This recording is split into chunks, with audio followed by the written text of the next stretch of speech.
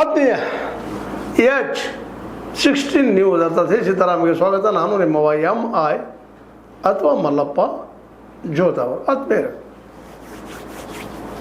ನಮ್ಮ ಅಶೋಕ್ ಪಟ್ಟಣ್ ಅವರು ವಿಶೇಷವಾಗಿ ಬಾಯಿ ಬಿಡೋದು ಭಾಳ ಕಡಿಮೆ. ಸಾಧ್ಯ ಸಿದ್ದರಾಮಯ್ಯ ನೆರಳಾಗಿ ಅವ್ರ ಜೊತೆಗೆ ಇರುವಂತಹ ವ್ಯಕ್ತಿ ಮಾತಾಡೋದು ಭಾಳ ಕಡಿಮೆ. ಅವ್ರು ತಮ್ಮ ಕ್ಷೇತ್ರದಲ್ಲಿ ಏನು ರಾಜಕೀಯ ಮಾಡ್ತಾರೋ ಅಷ್ಟೇ ಅನ್ನಿಸ್ತದೆ. ಅಂಥವ್ರ ಬಾಯಿಂದ ಒಂದು ಸ್ಫೋಟಕ ಸುದ್ದಿ ಬರ್ತಾಯಿದೆ, ಸುದ್ದಿ ಮಾಧ್ಯಮಗಳಲ್ಲಿ ಬಿತ್ತರ ಆಗ್ತಾಯಿದೆ. ಅದು ಎಷ್ಟು ನಿಜ, ಎಷ್ಟು ಸತ್ಯ, ಎಷ್ಟು ಸುಳ್ಳು ಆ ವಾಹಿನಿಗೆ ಬಿಟ್ಟಂಥ ವಿಷಯ ಆದರೂ ಬರ್ತಾಯಿದೆ. ಅದು ನೋಡ್ಕೊಂಡ ಮೇಲೆ ಅನ್ನಿಸ್ತಾ ಇದೆ ಅಡ್ಡಿ ಇಲ್ಲ, ನಮ್ಮ ಅಶೋಕ್ ಪಟ್ಟಣ್ ಅವ್ರಿಗೂ ಒಂದಿಷ್ಟು ಮಾತಾಡುವ ಶಕ್ತಿ ಇದೆ ಅಂತ. ಯಾಕಂದ್ರೆ ಮುಖ್ಯಮಂತ್ರಿ ಬದಲಾವಣೆ ಇಲ್ಲ ಅನ್ನುವಂಥ ಮಾತನ್ನು ಹೇಳುವಷ್ಟರ ಮಟ್ಟಿಗೆ ಅವ್ರು ಹೇಳೋದನ್ನು ನೋಡಿದಾಗ ಇದು ಸ್ವತಃ ಸಿದ್ದರಾಮಯ್ಯನವರು ಮಾತಾಡಿದಂಗೆ ಅನ್ನಿಸ್ತದೆ. ಯಾಕೆಂತಂದ್ರೆ ಸಿದ್ದರಾಮಯ್ಯರಿಗೆ ಅತ್ಯಂತ ಆತ್ಮೀಯರು ಆಪ್ತರು ಅಂದ್ರೆ ಅಶೋಕ್ ಪಟ್ಟಣ್ ಅವರು, ಸ್ವಚ್ಛತೆಕರು ಮತ್ತೇನು ಪೋಸ್ಟ್ ಕೊಟ್ಟಿದ್ದಾರೆ ಪಾಪ ಅವ್ರಿಗೆ. ನಿಜವಾಗಿಯೂ ಅವರು ಮಂತ್ರಿ ಆಗೋದಕ್ಕೆ ಯೋಗ್ಯದಂಥ ವ್ಯಕ್ತಿ, ಅದರಲ್ಲಿ ಎರಡು ಮಾತಿಲ್ಲ. ಕೆಲಸಗಾರರು ಹೌದು, ಮತ್ತು ಇವತ್ತು ರಾಜಕಾರಣಿಗಳು ಹೇಗಿದ್ದಾರೋ ಆಗಿದ್ದಾರೆ ಅವರು, ಅದ್ರ ತಪ್ಪಂತೇನಿಲ್ಲ. ಕುಟುಂಬ ರಾಜಕಾರಣ ಆಗಿರ್ಬೋದು, ಮತ್ತೊಂದಾಗಿರ್ಬೋದು, ಟಿಪ್ಪಣಿ ಇದ್ದು ಯಾರಿಗಾದರೂ ಆ ಮಾತಿಲ್ಲ. ಆದರೆ ಉಳಿದ ರಾಜಕಾರಣಿಗಳು ನೋಡಿದಾಗ ಸಂಭಾವಿತ ವ್ಯಕ್ತಿ ಅನ್ನೋದ್ರಲ್ಲಿ ಎರಡು ಮಾತು ಇಲ್ಲ. ತಮ್ಮ ಕ್ಷೇತ್ರದಲ್ಲಿ ಮಾತ್ರ ತಮ್ಮ ಕೆಲಸಗಳನ್ನ ಜನರ ಕೆಲಸ ಮಾಡ್ತಾರನೋ ಅಲ್ಲಿ ಜನರು ಅವ್ರ ವಿರೋಧಿಗಳು ಮತ್ತು ಇದ್ದಾರಣ ರಾಜಕೀಯದಲ್ಲಿ ಇದ್ಮೇಲೆ ವಿರೋಧಿಗಳು ಮಾತಾಡೋದು, ಟೀಕೆ ಮಾಡೋದು ಸಹಜ. ಅದೇನೂ ಇಲ್ಲ. ಅಶೋಕ್ ಪಟ್ಟಣ್ ಹೇಳಿಕೊಟ್ಟಿದ್ದಾರೆ ಸಂಪುಟ ಪುನರ್ರಚನೆ ಆಗ್ತದೆ, ಕಡಿಮೆ ಅಂದರೆ 25 ಜನ ಅವ್ರಿಗೆಲ್ಲ ಕುಲಾನ ಆಗ್ತಾರೆ ಏನ್ರಿ ಅಂತ. ಮತ್ತು ಒಂದು 4-5 ಜನರನ್ನು ಬಿಟ್ಟರೆ ಉಳಿದವ್ರು ಎಲ್ಲರೂ ಸ್ವಚ್ಛ ಮಾಡ್ತಾರಪ್ಪ, ಈ ಸಲ ಹೊಸಬರು ಬರ್ತಾರೆ ಅನ್ನುವಂಥ ಮಾತನ್ನು ಮಾತಾಡಿದ್ದಾರೆ. ಒಂದಂತೂ ಫಿಕ್ಸ್ ಆಗ್ಯದ, ಈ ಸಂದರ್ಭದಲ್ಲೇ ಸಿದ್ದರಾಮಯ್ಯರ ಮುಖ್ಯಮಂತ್ರಿಗಿರಿಯನ್ನು ಮೋಸ್ಟ್ಲಿ ಹೈಕಮಾಂಡ್ ಕಸ್ಕೊಳ್ಳಿಕ್ಕೆ ಸಾಧ್ಯ ಇಲ್ಲ. ಕಸ್ಕೊಂಡ್ರೆ ಆಗೋ ಪರಿಣಾಮವೂ ಹೈಕಮಾಂಡಿಗೆ ಗೊತ್ತದ. ಸ್ವತಂತ್ರವಾದ ಮೀಡಿಯಾಗೆ ಬೇಕಾಗಿರುವುದು ಸ್ವತಂತ್ರ ಧ್ವನಿ. ಆ ಸ್ವತಂತ್ರ ಧ್ವನಿ ಉಳಿಸಲು ನೀವು ಮಾಡಬೇಕಾದದ್ದು ಇಷ್ಟೇ. ಅದೇನಪ್ಪಾ ಅಂತಂತಂದ್ರೆ ನಿಮ್ಮ ಕೈಲಾದಷ್ಟು ಸಹಾಯ ಈ ಚಾನಲ್ಗೆ ಮಾಡಿ ಹಾಗೂ ನಿಮ್ಮ ಧ್ವನಿಯನ್ನು ಕಾಪಾಡಿಕೊಳ್ಳಿ. ಯಾಕಂದ್ರೆ ಈಗ ಆಲ್ರೆಡಿ ಮತ್ತೊಮ್ಮೆ ಮರುಹುಟ್ಟು ಪಡಿತಾ ಇದೆ ಕಾಂಗ್ರೆಸ್. ಮರುಹುಟ್ಟು ಪಡೆಯುವ ಸಂದರ್ಭದಲ್ಲೇ ಸಪೋಸ್ ಏನಾದರೂ ಸಿದ್ದರಾಮಯ್ಯರವ್ರನ್ನ ಇಳಿಸೆ DK ಶಿ ಅವರನ್ನೋ ಅಥವಾ ಇವರು ಬಯಸುವ ಯಾರೋ ಒಬ್ಬ ದಲಿತ ಮುಖ್ಯಮಂತ್ರಿ ಅಂತಂದ್ರೆ 2 ವರ್ಷದಲ್ಲಿ ಎಲೆಕ್ಷನ್ ಅದ. ಅದರ ಲಾಭವನ್ನು BJP ಮಾಡ್ಕೊಳ್ಳೋದು ಬಿಡ್ಲಿಕ್ಕೆ ಸಾಧ್ಯವೇ ಇಲ್ಲ ಅನ್ನೋದು ಈ ಹೈಕಮಾಂಡ್ ಕನ್ಫರ್ಮ್ ಆಗಿರೋ ವಿಷಯ. ಮೊದಲು DK ಶಿ ಅವ್ರನ್ನ ಮಾಡಿದ್ರೆ ತೊಂದರೆ ಎಷ್ಟು ಇದ್ದಾವೆ ಅನ್ನೋದು ನಿಮಗೆ ಗೊತ್ತದ, ಮೈನಸ್ ಎಷ್ಟು ಪಾಯಿಂಟ್ ಇದ್ದಾವೆ ಅಂತೇಳಿ. ಪ್ಲಸ್ ಹೌದು, ಹೋರಾಟಗಾರರು ಓಡಾಡ್ತಾರೆ, ಮಾಡ್ತಾರೆ, ಕೆರೆಯ ನೀರನ್ನು ಕೆರೆಗೆ ಚೆಲ್ಲಿ ಪುಣ್ಯ ಪಡ್ಕೊಳ್ತಾರೆ, ದಿಟ್ಟ ಅದರ ಎಲ್ಲ ಖರೆ. ಆದರೆ ಅವ್ರ ಮೇಲೆ ಇದ್ದಂಥ ಕೇಸುಗಳು ಸಾಮಾನ್ಯ ಇಲ್ಲ. ಅವ್ರು ಇವತ್ತು ಮುಖ್ಯಮಂತ್ರಿ ಮಾಡಿದ್ರೆ ನಾಳೆಗಿನ CBI ED ಮತ್ತೆ ಅವ್ರ ದಾಳಿಗಳನ್ನ ಮಾಡಿಸೋದ್ರಲ್ಲಿ ಹಿಂದೇಟ ಹಾಕ್ಲಿಕ್ಕೆ ಸಾಧ್ಯ ಇಲ್ಲ BJP ಸರ್ಕಾರದ್ದು, ಮೋದಿ ಮತ್ತು ಶಾ ಅವರು. ಹೀಗಾಗಿ ಸಿದ್ದರಾಮಯ್ಯರು ತುರ್ತು ಬಚಾವ್, ಅದ್ರಲ್ಲಿ ಎರಡು ಮಾತಿಲ್ಲ. ಮತ್ತು ಜೊತೆಗೆ ಇವರಂತೂ ನಮ್ಮ ಅಶೋಕ್ ಪಟ್ಟಣ್ ಅವರು ಜೊತೆಯಲ್ಲಿದ್ದಂಥವ್ರು, ಅವ್ರ ಜೊತೆಗಿದ್ದಂಥವ್ರು ಹಲವು ವರ್ಷಗಳಿಂದ, ಮತ್ತು ಆತ್ಮೀಯತೆ ಅದ, ಅವ್ರು ಹೇಳೋದ್ರಲ್ಲಿ ಸತ್ಯದ. ಮತ್ತು ಈ ಸಲ ಅವ್ರಿಗೂ ಒಂದು ಮಿನಿಸ್ಟರ್ಶಿಪ್ ಸಿಗ್ಬೋದೇನೋ ಬೆಳಗಾವಿಯಿಂದ. ಈಗಾಗಲೇ ನಮ್ಮ ಲಕ್ಷ್ಮೀಬಾಯಿ ಹೆಬ್ಬಾಳ್ಕರ್ ಬಗ್ಗೆ ಮಾತಾಡ್ತಾ ಇದ್ದಾರೆ.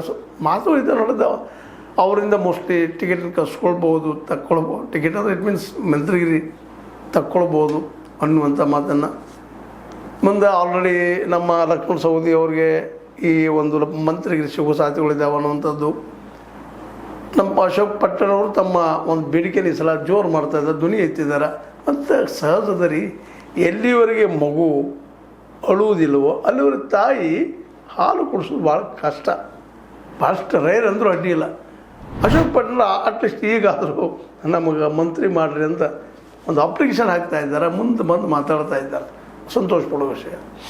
ಇನ್ನು ಇನ್ನುಳಿದ ವಿಷಯದ ವಿಚಾರ ಮಾಡಿದಾಗ ಇವರಿಬ್ಬರಲ್ಲಿ ಲಕ್ಷ್ಮಣ್ ಸವದಿ ಮತ್ತು ಅಶೋಕ್ ಪಟ್ಟಣ್ ಅವರಿಗೆ ಮೋಸ್ಟ್ಲಿ ಬೆಳಗಾವಿಯಿಂದ ಸಿಗ್ಬೋದು. ಹಾಗಾದ್ರೆ ಯಾರನ್ನು ತೆಗಿಬೋದು ಬೆಳಗಾವಿಯಿಂದ? ಮೋಸ್ಟ್ಲಿ ಸತೀಶ್ ಜಾರಕಿಹೊಳಿನಂತೂ ಮುಟ್ಲಿಕ್ಕಿಲ್ಲ. ಯಾಕಂದರೆ ಅತಿ ಆತ್ಮೀಯರು ನಮ್ಮ ಸಿದ್ದರಾಮಯ್ಯನವರಿಗೆ. ಇವತ್ತು ಬಲಿಷ್ಠ ರಾಜಕಾರಣಿಗಳಾಗಿದ್ದಾರೆ. ಒಂದು 10-20 ಜನ MLAಗಳು ಆಯ್ಕೆ ಮಾಡಿ ತರಬಲ್ಲೆ ಅನ್ನುವಂಥ ಎದೆಗಾರಿಕೆ ಅವರಲ್ಲದ. ಹೀಗಾಗಿ ಅವ್ರನ್ನ ಮುಟ್ಲಿಕ್ಕಿಲ್ಲ. ಹಾಗಾದರೆ ಯಾರು? ಲಕ್ಷ್ಮೀಬಾಯಿ ಹೆಬ್ಬಾಳ್ಕರ್ಗೆ ಆಗ್ಬೋದೇನೋ. ಆದರೂ ಅಲ್ಲಿ ಹಿಂದೆ ಡಿ ಕೆ ಶಿ ಅವರಿದ್ದಾರೆ, ಅವರನ್ನು ಕಿತ್ತಾಕ್ಲಿಕ್ಕೆ ಕೊಡ್ತಾರ ಅವರು ಅನ್ನೋಂಥ ಮಾತುಗಳಿದ್ದಾವೆ. ಯಾಕಂದ್ರೆ ಇವು ರಾಜಕೀಯದಲ್ಲಿ ನಡೆಯುವಂಥವನ್ನ. ಅದಕ್ಕಿನ್ನ ಯಾರನ್ನ ಒಬ್ಬನ ತೊಗೋಬೋದು, ಇಬ್ಬರನ್ನ ತೊಗೊಳ್ಬೋದು ಬೆಳಗಾವಿಯಿಂದ ಅನ್ನೋದು ಒಂದು ದೊಡ್ಡ ಪ್ರಶ್ನೆ ಅದ.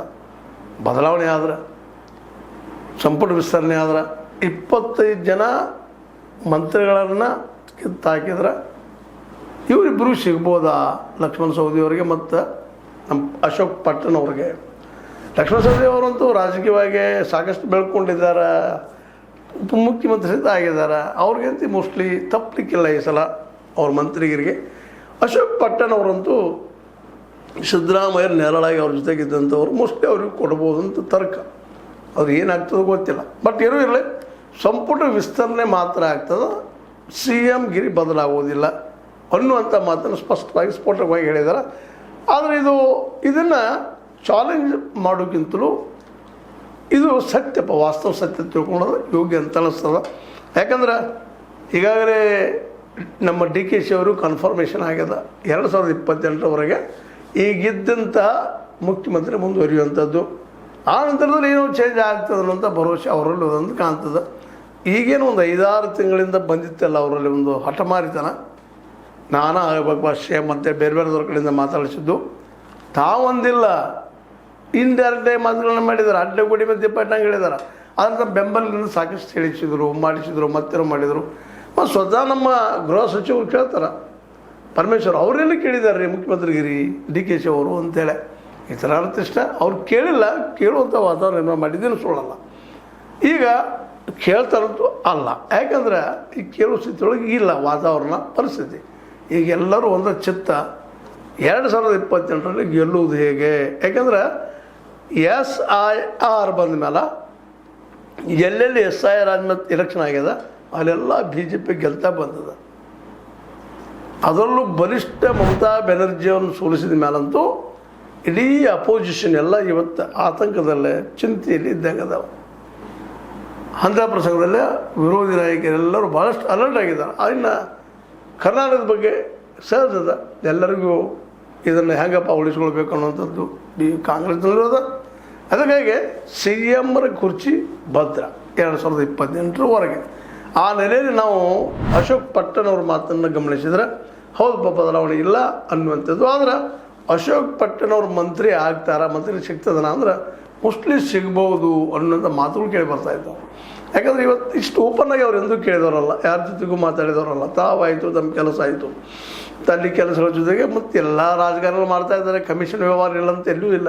ರೋಡ್ ಮಾಡಿಸೋಕೆ ಕಮಿಷನ್ನು, ಮತ್ತೊಂದ್ರಾಗ 15, 20, 30, 40, 50, 60 ಆಗ್ಬಿಟ್ಟು ಅಂತ ವಿಷಯ.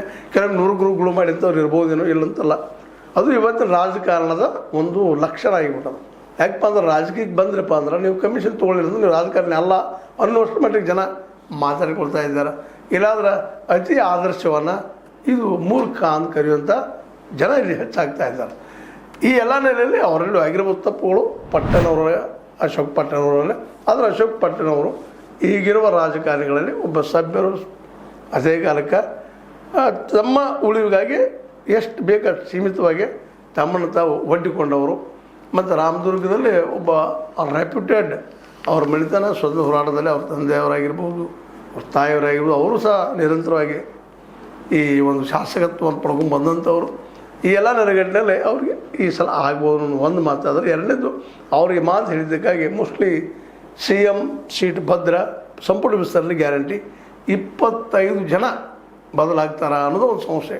ಯಾಕಂತಂದ್ರೆ 25 ಜನ ಒಮ್ಮೆ ಕಿತ್ತಾಕಿದಾಗ ದೊಡ್ಡ ಪ್ರಮಾಣದ ಒಂದು ಏನು ಪಕ್ಷದಲ್ಲೇ ಸ್ಫೋಟ ಆಗ್ಬೋದೇನೋ. ಆದರೂ ಈಗ ಎಲ್ಲ ರಾಜಕಾರಣಿಗಳು, ಅದರಲ್ಲೂ ಶಾಸಕರು ಎಲ್ಲರ ಚಿತ್ತ 2028ರಲ್ಲೇ ಮೋಸ್ಟ್ಲಿ ಪಕ್ಷ ಬಿಟ್ಟು ಹೋಗ್ಲಿಕ್ಕಿಲ್ಲ ಯಾರು ಇವತ್ತಿನ ಈ ಒಂದು ಮಂತ್ರಿ ಆದಂಥವ್ರು ಆಗುವಂಥವ್ರು ಅಂತ ನಾವು ಅಂದ್ಕೊಳ್ಳೋಣ. ಬಟ್ ಗೊತ್ತಿಲ್ಲ. ಯಾಕಂದರೆ BJP ನಾವು ಅಂದ್ಕೊಂಡಷ್ಟು ಸುಲಭದ ಪಾರ್ಟಿ ಅಲ್ಲ. ಹಿಂದಿಂದ ಎಲ್ಲ ಪಾರ್ಟಿಗಳಿಂದಲೂ ಅತ್ಯಂತ ಬಲಿಷ್ಠ ಪಾರ್ಟಿ ಆಗ್ಯದ. ಈಗ ಎಲ್ಲರಿಗೂ ಗೊತ್ತಿದ್ದ ವಿಷಯ. ಏನಾಗಲಿ ಅಶೋಕ್ ಪಟ್ಟಣ್ ಹೇಳಿಕೆ ನಿಜ ಆಗ್ಬೋದಾ? 25 ಇದು ಮಂತ್ರಿಗಳು ಬದಲಾಗ್ಬೋದಾ? ಅಥವಾ 30 ಎಲ್ಲರೂ ಆಗ್ಬೋದಾ? ಯಾಕೆಂದರೆ ಎಲ್ಲರೂ ಒಮ್ಮೆ ಸ್ವಚ್ಛ ಮಾಡಿ ಹೊಸ ಮಂದಿ ತೊಗೊಂಡು 1-2 ವರ್ಷ ಆಡಳಿತ ಮಾಡ್ಬೋದಾ ಅನ್ನುವಂಥ ಪ್ರಶ್ನೆ ಮಾತ್ರ ರಾಜ್ಯ ತುಂಬ ಹಬ್ಬದ. ಜಿಲ್ಲೆಯಲ್ಲಂತೂ ಭಾಳ ಜನ ಮಾತಾಡ್ಕೊಳ್ತಾ ಇದ್ದಾರೆ. ಅಶೋಕ್ ಪಟ್ಟ ಅವ್ರಿಗೆ ಮೋಸ್ಟ್ಲಿ ಈ ಸಲ ಮಂತ್ರಿ ಸಿಗಬಹುದು ಅಂತೇಳಿ. ಸಿಗ್ತದನ ಅದೇ ಲಕ್ಷ್ಮಣ ಸವದಿಯವರು ಸಿಗ್ತದನ ಅನ್ನೋ ಚರ್ಚೆಗಳು ಎಲ್ಲ ಕಡೆ ಹಬ್ಬತಾ ಇದೆ, ಬೆಳೀತಾ ಇದೆ. ನೋಡು ಏನಾಗ್ತದೆ ಅಂತ ಹೇಳ್ತಾ, ಇದು ಇಲ್ಲಿವರೆಗಿನ ಈಗಿನ ಬೆಳವಣಿಗೆ. ನಂತರ ಗೊತ್ತಿಲ್ಲ ಏನೇನಾಗ್ತದೆ ಅಂತೇಳಿ ಅಂತ ಹೇಳ್ತಾ, ರಾಜಕೀಯದಲ್ಲೇ ಇದು ಸತ್ಯ ಅಂತಲ್ಲ, ಬೇಕಾದ ಚೇಂಜ್ ಆಗ್ಬೋದು ಅಂತ ಹೇಳ್ತಾ, ಇದು ನಿಮ್ಮ ಲೈಕ್ ಆಗಿರ್ಬೋದು. ಲೈಕ್ ಮಾಡಿ, ಶೇರ್ ಮಾಡಿ, ಕಾಮೆಂಟ್ ಮಾಡಿ, ಜೊತೆ ಸಬ್ಸ್ಕ್ರೈಬ್ ಮಾಡಿ. H16 ನ್ಯೂಸ್ ಅರ್ಥ ಸಿದ್ದರಾಮಯ್ಯ ಸತ್ಯದ ಕೈಗಡೆ ವಂದನೆಗಳು. ಆತ್ಮೀಯ ಸಾರ್ವಜನಿಕರಲ್ಲಿ H16 ಅರ್ಥಾತ್ ಸೀತಾರಾಮದಿಂದ ಒಂದು ಮನವಿ. ಈ ಸಂಸ್ಥೆ ಭ್ರಷ್ಟಾಚಾರ, ಅನ್ಯಾಯ, ಅತ್ಯಾಚಾರಗಳಿಂದ ನೊಂದವರ ವೇದಿಕೆ.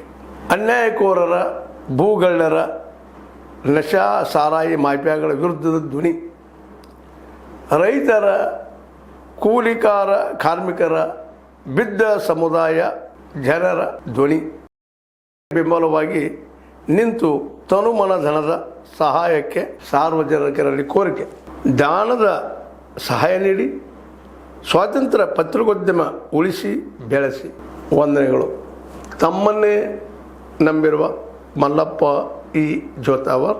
ಈ ಕೆಳಗಿನ QR ಸ್ಕ್ಯಾನ್ ಮಾಡಿ ಅಥವಾ ಈ ನಂಬರ್ ಅಂದರೆ 7411402405ಗೆ ಇಲ್ಲ 9686864852ಗೆ ನೀವು ಫೋನ್ಪೇ ಮಾಡಿ, ಪೇಟಿಎಮ್ ಮಾಡಿ ಅಥವಾ ಇನ್ನಾವುದೇ ಮಾಧ್ಯಮದಿಂದ ಗೂಗಲ್ ಮೂಲಕ ಸಹಾಯ ಮಾಡಿ ಈ ಪ್ರಾಮಾಣಿಕ ಪತ್ರಿಕೋದ್ಯಮವನ್ನು ಉಳಿಸಿ ಅಂತ ಮತ್ತೊಮ್ಮೆ ಮನವಿ.